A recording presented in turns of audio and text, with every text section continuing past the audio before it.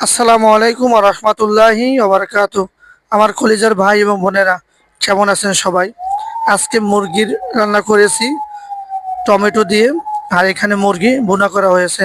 তো বন্ধুরা, এই রান্নার পাশাপাশিও আপনাদের একটা কথা শেয়ার করলেই নয়।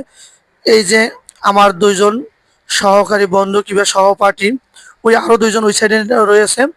তো আসলে এদেরকে নিয়ে আমি কথা, এরা অত্যন্ত ভদ্র মানুষ, অত্যন্ত ভালো মানুষ। এদেরকে নিয়ে আমি সবসময় কাজ করি, এদেরকে নিয়ে আমি সবসময় থাকি। আজকে একটা কথা না বললেই নয় যে প্রতিনিয়ত আসলে কাজের মাঝখানে হোক, কাজের ফাঁকে হোক, কিংবা কোথাও চলমান অবস্থায় হোক, আমাকে ওনারা সালাম বিনিময় করে, আমিও ওনাদেরকে সালাম বিনিময় করি। আসলে এই সালামের অর্থ অনেক কিছু দাঁড়ায়, অনেক ফজিলত রয়েছে এই সালামের মধ্যে। সালাম দিলে কোনো হিংসা বিদ্বেষ কিছু থাকে না। অতএব আমরা ফেসবুকে কাজ করি, যেখানেই কাজ করি না কেন, আগে সালাম তারপরে কথা।